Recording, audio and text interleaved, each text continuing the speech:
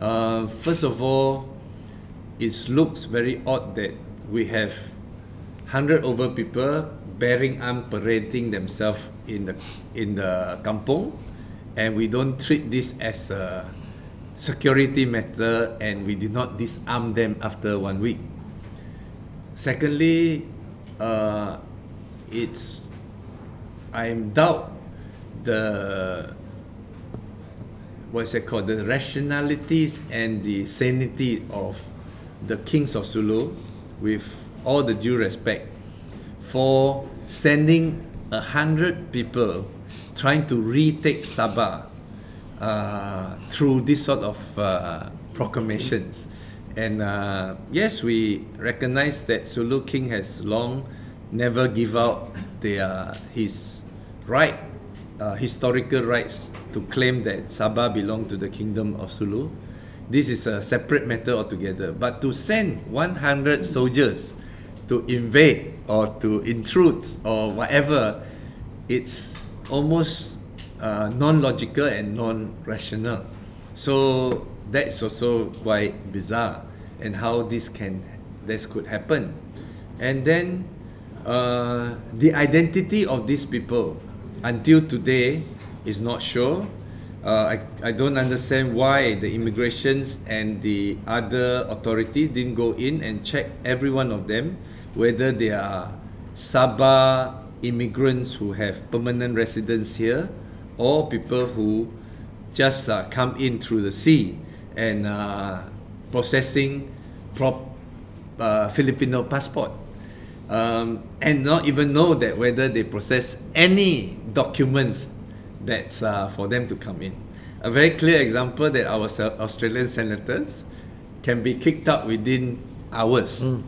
And this here we are, you have 100 over people marching around with arms, taking photo, talking to journalists and everything, and the immigration don't treat this as an immigration matter, and they were not deported straight away. Until now, we are still having negotiation. I'm not sure what the government is negotiating about. Is it negotiating that whether Sabah is Suluk or not, or are we negotiating for them to leave peacefully? Or are we saying that people has the right to bear arms and intimidate our sovereignties and then walk out peacefully and freely? All these things looks like very dramatic, and it couldn't convince the Filipino press that it is a genuine case, and it is also make the whole Malaysian puzzle. For that, I think there was no real sense of anxiety or fear, but people are sort of watching it with amaze and sense of loss of the plot. So I think the government cannot keep silent over why they are so ambiguous and indifferent on such a crude and blatant violations of our immigration procedure and our sovereignties. I don't think these are insurgent. I mean, we can't call them insurgent. They are people who intrude and violated our border, and they violated our law for bearing arms in peacetime. That is different from insurgent.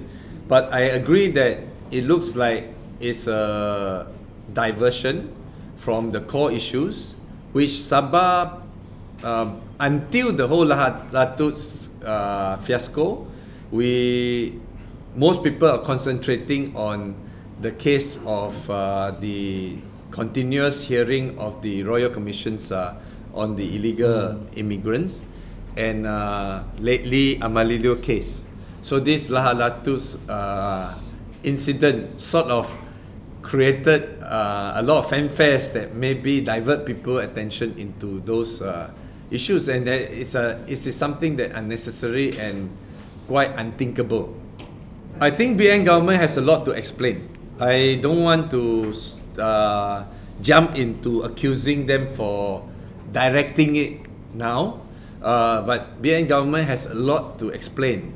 why these things happen and why they are so lenient and laid back in really handling these issues, and this unthinkable that they've been there 1 week.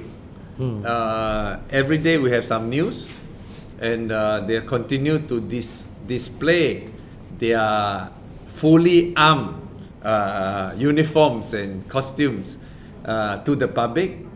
Although I don't know whether there is a strong fears yet, but that's just unthinkable that the Malaysian government can just be so inactive in handling this.